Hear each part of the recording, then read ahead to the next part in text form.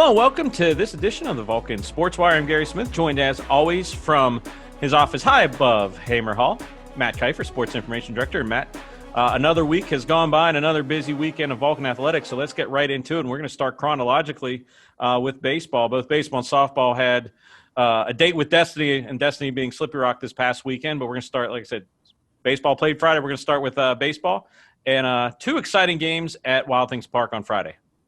Yeah, it's one of those things there.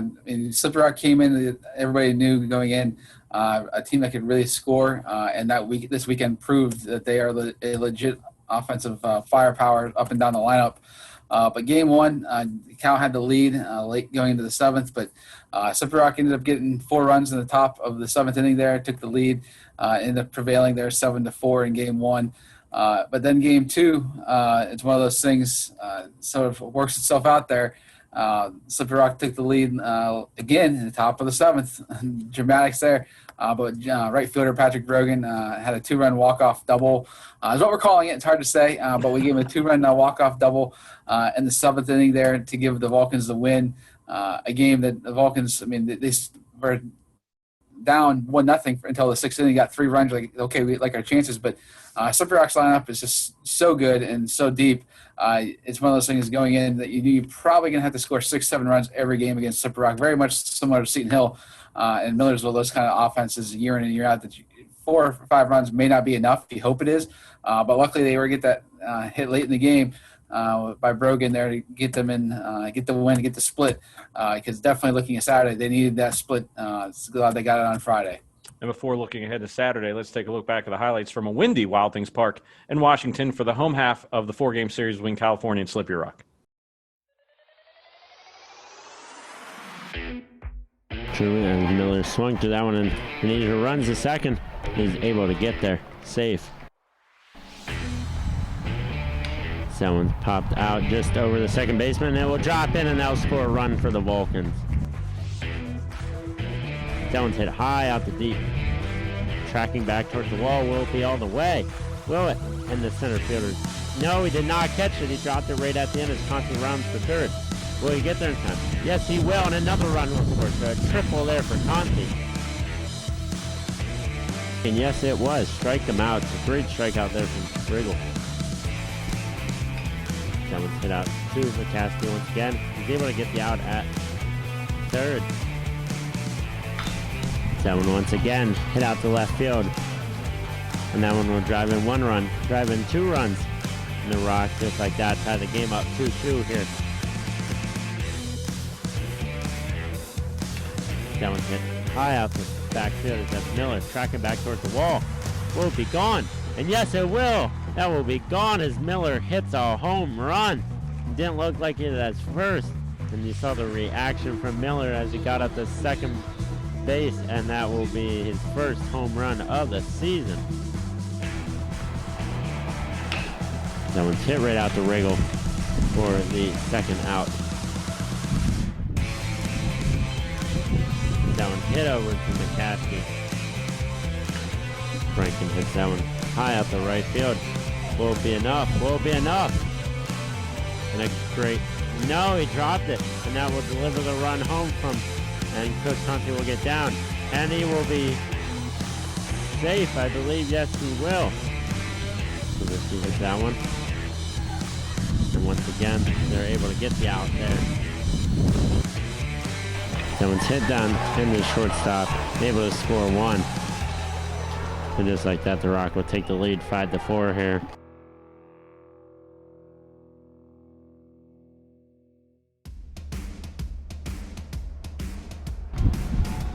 And an early strikeout here. That one's hit high out to left field, and that one's tracking back, deep back, and that one is gone. Home run on the second at bat. It's just like that, we see how Kazarian leads the country in hits and whatnot.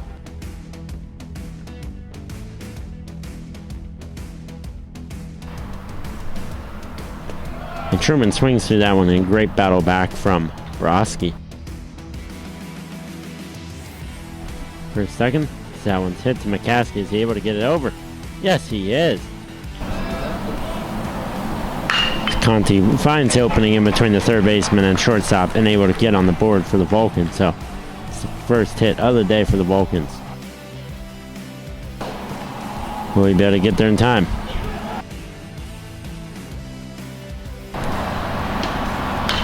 That one's hit high. Deep out to left field. Is it gone? Will it have it? And yes, it will. A 3-run shot there for David Lee. And just like that, the Cal U Vulcans take a 3-1 lead. Oh my goodness. I didn't know if it was going to stay fair or not. And David Lee gets his first home run of the season. Wow.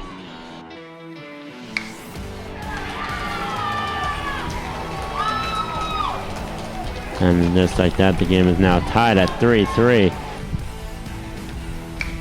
And that one's hit in between the gap, and just like that, the Rock will score to take the lead 4-3. Brogan catches that one. Can it get into the gap? Yes! Yes, it will. And there goes Rockesy home. Will he get there? Yes, he will, and just like that, Cal U will win the game. Patrick Brogan with a line drive out the right field, and Cal U wins 5-4, just like that. What a game. Let me tell you about it. Wow. And Matt, after the excitement of a walk-off on Friday at home, California went to Slippery Rock, where they're a different team at home than they are on the road, and Slippery Rock proved, like you said, why they're one of the top teams in the PSAC this Saturday. Yeah, Slippery Rock, again, sort of like a lot of schools in the last couple of years, they went under field renovations, and they have definitely made use by coming home. They are enjoying it and putting up some major numbers. They scored a combined 17 runs in the doubleheader against the Vulcans. Game 2, they ended up jumping up on a 4th spot in the bottom of the first. Vulcans come back with a 2-run homer by Loudon Conti in the second. It's like, okay, 4-2, we're right back in this thing here. But the Rock just wouldn't go away, got 4 more in the bottom of the second inning. And just one of those things that they can have that kind of lead. It's going to be tough to come back from, because even if you get close to it, like you saw on Friday, you get that 1 or 2 run game. All it takes is Slippery Rock 1 long ball, and they can definitely change the game. They're going to be a team. You look at another month from now, they're going to be right there at the top of the standings, no doubt, just because of how well they hit the ball. And it's one of those things too. They sort of like how Cal uses Jake McCaskey, game 1 starter for the Slippery Rock. He ended up being a really good offensive player for them. Hit a home run, I think, on Saturday's game. So they have some guys who can do multiple ways, and nice lineup up and down for the Rock. And speaking of standings, this was the first weekend of play for the PSAC West for conference, and all the teams have 4 games. You see it on this graphic. Seton Hill, Slippery Rock, UPJ, all 4-0, 3-1. They're above 500. And then you see Mercer, Gannon, Cal U, Clarion, and IUP rounding out the PSAC West. But, Matt, as you know, with 4 games of conference play every weekend, these, especially in the early going, teams will go up and down very, very frequently. Oh, definitely. It's one of those things you want to at least get through your first 2 weekends. You want to be at about 500, which IUP, Cal's seen them once already this year in a non-conference game, so they know sort of what they have in terms of their lineup rotation. Obviously, you're not going to see the entire 4-game set, but you have an idea at this point, familiarity between the coaches and everything like that, who's going to be pitching games 1 through 4. So you want to be able to at least this weekend find a way to creep up to about that 500 mark, so you're not trying to chase too many teams after 2 weeks of play. But it's going to be a difficult battle. Seton Hill and Slippery Rock. UPJ, a program that's had some marquee players the last couple of years, and they're going to be – and Mercer's at 2-2. I think everybody was a little shocked when Gann took 2 from their inner city rival, just because Mercer's is so loaded in the pitching rotation. But Devin Judy for Gannon is an incredible pitcher from here in the Mon Valley, and he had a great game against the Lakers over the weekend.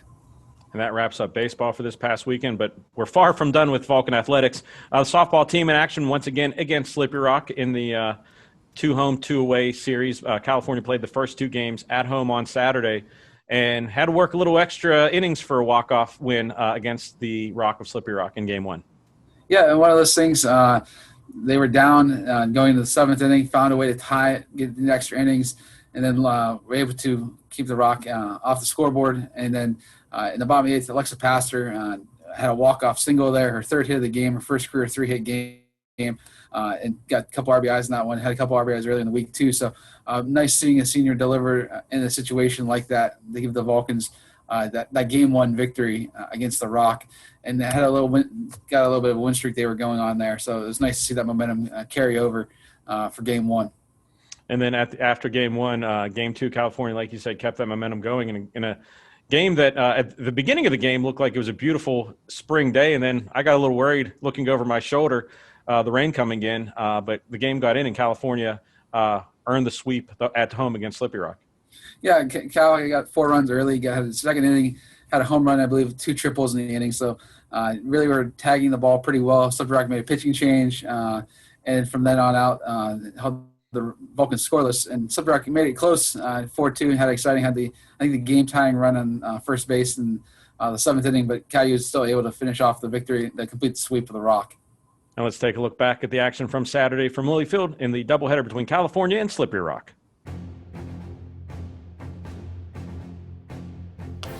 That one lined back to Lobdell. In the center field. The run's going to come in, and that's going to get Slippery Rock a 1-0 lead. That one back hits Lobdell. Over the first. There's for the third out. Wind up delivery. There's the bunt down the third base line. And over the first. They're going to get her for out number 3. That one hit hard in the left center field. That's going to be trouble. Henderson around on first, and she's going to be in there with a stand-up double. That one's hit back up the middle. Everyone's going to be safe. Alexa Poster, who's going to pop that one over the first. They're going to get her there. Throwing at the third, and that one's going to go into left field. 1 run comes in. 2 runs are going to come around to score, or that's going to make it a 3-1 ball game here. Lamino had that little old chopper right in front. And the fielder's choice. That one's going to be out of the reach of the second baseman. And they can't control it in center field. And she's going to be in there standing up. That one hit the short. Over the third, they're going to hit the force play there. And that's going to be the only one they get. That one hit hard into the gap between second and first. There's runner. There comes around. There's going to be a play at the plate. That one hit. And that's going to be in there. And runner's coming home on foot of the plate. And we're tied up here at 5-5. That one hit out on the right center field. Over the head of the shortstop for the second baseman. And that run's going to come in. Walk it off, California.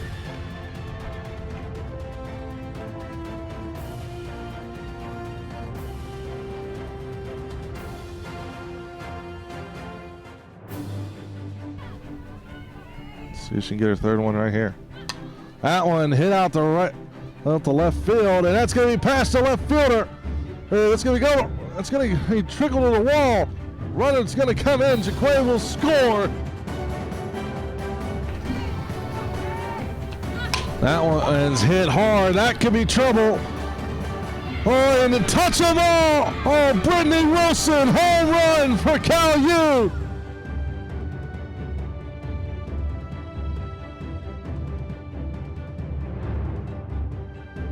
There's the pitch. That one hit the center field. And that one's going to get down off the wall for a double. She's going to go for 3. And she's in there for a triple.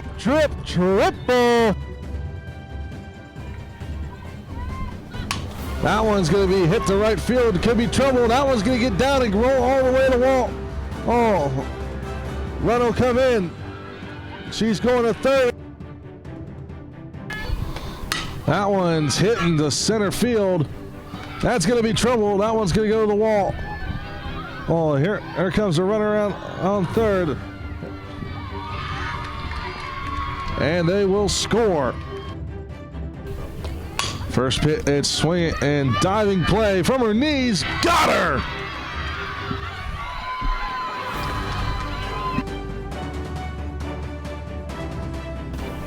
That one hit hard to third. Brittany Wilson with the scoop. Move over to Paige Wilson for out number 2. Swung on right back up the middle or over the short.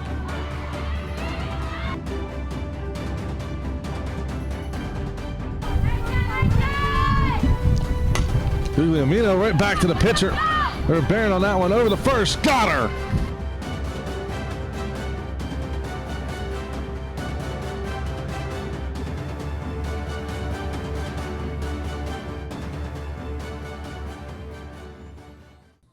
And Matt, after the weekend, as it's spring right now, schedules change all the time. And instead of the return games at Slippery Rock being the very next day, as we're shooting this on Wednesday, those games were yesterday, Tuesday at the Rock, and California and Slippery Rock battled to a split in the doubleheader. Yeah, one of those things there was actually a pair of 4-0 splits. Vulcans took game 1. Sophomore Ellie Labelle was a workhorse by definition for sure in game 1. Had tied her career high 10 strikeouts and threw 146 pitches in 7 innings to get that shutout. So big props to there. Being able to go 146 pitches definitely takes its toll on you, I'm sure, because we had talked about IEP going about 160 a couple weeks ago. But game 2, neither team could score. It was one of those things. They had chances time and time again, but this game was scoreless until the 6th when Slippery Rock scored 4 runs in the game. It's just how I said everybody had chances. The teams had combined 24 runners left on base, 12 for each team. And I think Cal had about 7 of those 12 in scoring position. So not for a lack of chances as it's just there, but only having 3 hits in the game really hurt the Vulcans. Was able to really piece together that big inning to get a run across the scoreboard. Because in softball, as you've seen throughout the year, you get that one big hit, maybe an error in an inning, it changes the whole complexion. The inning just rolls and snowballs from there. And really plays itself out. But Vulcans were able to get that big hit and ended up getting the win streak snapped, I think, about 8 games with that loss yesterday in game 2. Well, after that loss, we take a look at the PSAC West standings. And as of right now, you can see Seton Hill and Cal U look like they're on a collision course for the top of the PSAC West. Seton Hill 12-2 in conference, 15-5 overall. Cal U 12-4 in conference and 12-4 overall. And have a few games lead over Mercyhurst, who's 8-6 in conference, and IP 9-7. So it looks like right now it's a 2-horse race, but as we talked about in baseball, one good weekend can make or break a team's fortunes. Yeah, midway point in the year, Cal U and Seton Hill still have to face each other. So one of those goes 4-0, it completely changes the dynamic for the other team. So you're glad to be at the midway point at the top half, but there's still, again, half of the season left to go. Edinboro, UPJ, still got 8 games there against those 2 teams near the bottom, but you still have to face Mercyhurst, which has always been somewhat problematic of a team, and Seton Hill, which is one of those teams getting some votes on the national level in the top 25. So nothing easy and nothing written yet either for the Vulcans in softball. And as we put the bow on softball for the week, softball wasn't the only thing on campus athletic-wise on Saturday, as the swim team took part in another virtual meet, and we have some images from Jeff Helsel. He took that meet, a daytime meet, which threw me off whenever I saw the pictures and there was sun going through the windows of Hamer Hall Natatorium. But a couple good efforts for the Vulcans in the virtual meet. Yeah, it was one of those things that head coach April Gibson was able to piece together, getting the team back to it, but also the virtual series, but also finding a way to do almost a virtual dual meet with Lock Haven, East Stroudsburg, and Millersville tied into it. So again, it's more of the whole season has been just getting yourself into the pool, and then also getting yourself prepared for the idea of going to a conference championship, which is still about 3 weeks away from right now. But just getting back into the action, because it's been a couple weeks since they were able to get back in there and do some times. But Vulcans earned a couple individual victories in the events, and also were able to at least give their seniors a recognition. They had 4 seniors this year, so at this point, given how everybody saw the spring go last year, anytime you have a chance to honor your seniors, you want to be able to do that and make sure that that's something that can't be taken away from them at this point. Everything they've gone through over the last year plus now for everybody. So it's nice to see Vulcans get back into action, score a couple wins, and also be able to recognize the 4 seniors that have been a part of the program here through originally under Denny, and now April Gibson as the head coach. And hopefully the seniors can use the last couple weeks that they have to any events that they can to qualify for those PSAC championships. But also switching gears once again, this was a busy week for Vulcan Athletics, and I know you've been going crazy. I see all the posts you make, but tennis team was in action. Originally that game or that match was supposed to be scheduled for today as we shoot, but it's a very bad weather day Wednesday, so that game or that match was moved up to Tuesday. Didn't fare very well, but it's a young team that's each time they get out on the court, they're showing a little bit of improvement each and every time. Yeah, smart move by head coach Nina Onifer there, moving it from Wednesday to Tuesday. And she made that call a while back, too. So actually one of those things, you make a call early, you just hope the weather doesn't shift again. But the weather held true. They played Edinburgh yesterday, Tuesday, but also played Mercier this past Saturday. Mercier is one of those top teams in the division. The last couple of years, them and IUP, and have definitely taken that leap in terms of being the top teams to be matching up with in the West. But a lot of close matches yesterday against the Fighting Scots. Vulcans ended up losing 7-0, but again, they were able to score a victory at the second double slot, so that was nice to see.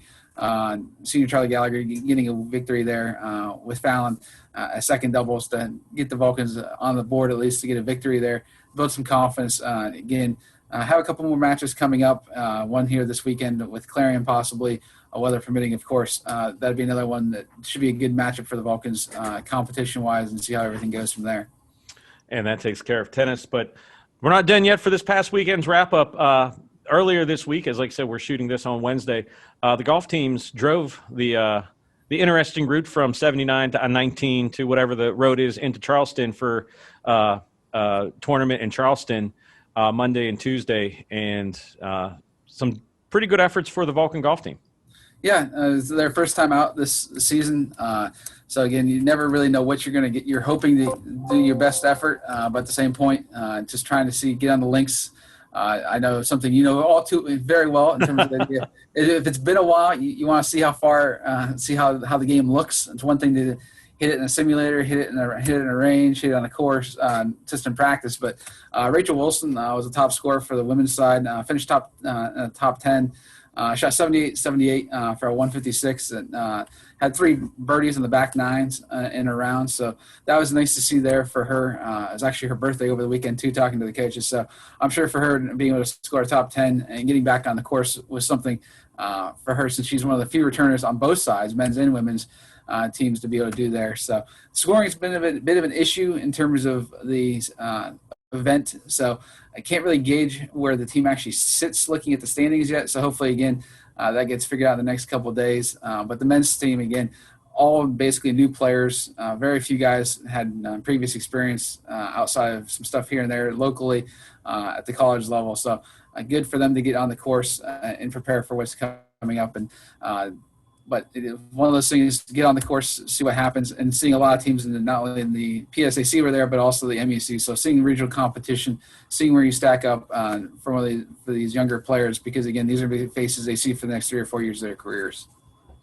And I know a little secret that I'm going to share to all my friends out there in Vulcan world. If you go to KyleVulcans.com, once the results are official, Matt will have that information up and all the pertinent information for that. But finally, there was only one more event this past weekend, and that was track and field traveling the other direction from Charleston. They were heading out to North Central PA to the Lock Haven Early Bird Open, and I know there were some very good times put in by the Vulcan runners. Yeah, on the women's side, Cal got victories in 5 different events. Beyonce Kelly won the high jump. The 2 sprinters, Devon Franklin and Alicia Collier, again, scoring victories in the 100 and 200. It's going to be much a routine thing for the Vulcans, but it's nice seeing those 2 continue to perform, and also help the 4x1 get the victory there over the weekend. So nice to see on the women's side there. And on the men's side, Tamir Jackson won the 100 meters with the fastest time in the PSAC this year. And then it was also part of the 4x1, but actually 4x4, excuse me, too many numbers, too many things going on at one time. But just remember the 4x4 relay that also won the event out at Lock Haven with a PSAC best time. So those are 2 good marks there for the Vulcans on the men's side. And then they did Matt Collins, a thrower, and so actually a PR and the shot put, and had a top 5 mark in both the discus and shot. So multiple athletes for the Vulcans, men's and women's side, putting up good marks out at Lock Haven in the second week of the track season. I tell you what, I give anybody that keeps statistics for track a special gold star. I'm reading a book right now on Roger Bannister and a couple other runners trying to break the 4-minute mile back in the early 50s. And they're talking about different distances going between, imperial units and metric. And, I went to bed last night thinking of numbers and didn't sleep because of it. So I give you guys props for keeping everything straight. But that finally puts a bow on the weekend. And after that weekend, I know there are a couple brand new Vulcans of the week to hang on the mantle. Yeah, this weekend we looked at the achievements there. On the women's side, we gave it to Alexa Pastor. She led the team with 5 RBIs and hitting 556 in the series against Clarion and Slippery Rock. Again, we sort of go Tuesday to Tuesday. So, again, we recognize last Tuesday's victory against Clarion, but we don't really recognize Slippery Rock's game yesterday. So I had the walk-off hit against Clarion in that game. So one of those things there, we wanted to reward her there. And on the men's side, how I referenced, he had the top time in the PSAC in the 100 meters and helped the 4x4 win with also the top time in the Psac. Tamir Jackson, we gave him the recognition on the men's side there. So those are the two ones for this week. Again, going Tuesday to Tuesday, so it's a little bit different. We're shooting this on Wednesday, so and having games on Tuesday kind of gets everything looped in together, and then trying to balance when there's the conference nominations, athletes of the week. But that's what we're looking at for the Vulcans of the week here as we shoot this on March 31st. Congratulations to both athletes for the Vulcans of the week. And if you want to be the first to find out about who wins the Vulcan of the week each week, follow Kyle Vulcans on Twitter. And Matt, that segues us into our favorite time of the year, our favorite time of the show. What's happening this weekend? With the caveat, look at the weather before we give the information. But as of now, a full slate of events this weekend. But of course, with weather being in the forecast, we can't really look too far in the future. But as of right now, as we shoot this at 2:01 on Wednesday, March 31st, what do we have scheduled this weekend? Yeah, last weekend was the meeting of Slippery Rock, baseball and softball. This week's going to be a little bit different change. Baseball will be facing IUP, starting with a home doubleheader on Friday. And then softball will actually be traveling to Edinburgh on Friday, then coming home on Saturday. But again, since Edinburgh doesn't have baseball, it's one of those things that doesn't really balance itself out even to seeing the same team, same mascots every day for the whole weekend. So that's what we look at: baseball, softball on the diamond. Track will make its first, I think, of 3 trips up to Slippery Rock this year for the Dave Labor Invitational. And then also on Saturday, tennis is scheduled to be facing Clarion up at Roadman Park at 11 o'clock. So, again, that's what we're looking at Friday, Saturday. Sunday, as of now, everything is off. It is Easter. So, hopefully we see how things balance out and everybody shift over to Monday just because, again, varying schools' decisions to not play on Easter is going to definitely throw wrenches in the plans in terms of schedules. So that's one of those things. And also golf, I'll be back at it and the links on Monday, Tuesday, going to Westchester. So they have a very quick turnaround, again, because their conference championships are, believe it or not, next weekend already. So they are having a very tight window of their season, as a lot of schools are for various reasons. But they got Westchester on Monday, Tuesday, and then conference championships again already. We just had cross country last week, and we got golf next week, and swimming in 2 or 3 weeks after that. So it's coming quickly. It's been a very fast-paced, fast-moving spring season for the Vulcans. And if you're watching this on CUTV Sports 1 or on CUTV, you saw on the graphics that there was a CUTV icon next to the baseball games on Friday and the softball games on Saturday. That's our intent, to cover those games. However, if there's any schedule changes due to weather, we may not be able to cover based on available students and work schedules. And like everybody, we're a little short-staffed this semester, trying to get back in the action, but not a lot of people are on campus right now, so we're doing what we can. So once again, for all of the most pertinent information, links and everything like that, go to KyleVulcans.com or follow CUTV at CUTV_PA, or follow Kyle Vulcans on Twitter, because both of those places will have the up-to-date information for coverage. And Matt, right before we leave, I always like to ask you a question, something important, not important, but something outside the realm of Vulcan Athletics, and I never tell you what the question is. This time, as Major League Baseball starts their season on Thursday, who will win the World Series, and why would it be the Toronto Blue Jays? The Blue Jays will not win the World Series. I do not want to jinx them. I just hope they have a competitive season. But I think the odds-on favorite, again, is looking at everything. I think you're going to go out west. The Dodgers, again, with everything they have coming back. But at the same point, the Padres' rotation is just ridiculously loaded. If Tatis and Machado find a way to keep the offense going, I think that'd be probably one of the best races we're going to see in a long time out west. But that's a big if, and there's a lot of different scenarios there. I do not envision the Buccos challenging right there, so I think you can temper that gold and black down a little bit here come the summer. But PNC Park, I just hope people can go to PNC Park again this summer because Lord knows may not always be the best quality of baseball every game in and out there, but at least it's one of those places. It's just a good spot to go relax and forget about the troubles for 3 hours and be able to watch some baseball. And if you're a long-suffering Pirates fan like me, you can look forward to the draft this year as the Pirates have the number 1 overall pick. There was a meme. The Vanderbilt pitcher has been doing some work down there, and the meme was tone it down, young man, or else the Pirates will pick you number 1. So, question is which Vanderbilt pitcher, because they have multiple ones that are doing so well right now. That's true. And I think the last Vanderbilt player the Pirates picked number 1 overall was I think it was Bobby Alvarez. Yeah, Pedro Alvarez. Yeah, because I remember when he got drafted, Paul Danilo, who works at the Pirates right now, came to my office and said, look at his, at that time, Facebook page, and his profile picture was him in a cowboy hat from Halloween. So whoever the number 1 pick is has some big shoes to fill on draft day for entertainment purposes. But that wraps up for the Sportswire. Once again, go to CalVulcans.com for all the up-to-date information. And hopefully pray for no rain this weekend. We can get a full schedule of athletics broadcast to you out there. So for Matt Keifer, I'm Gary Smith. We'll see you next week, and go Vulcans.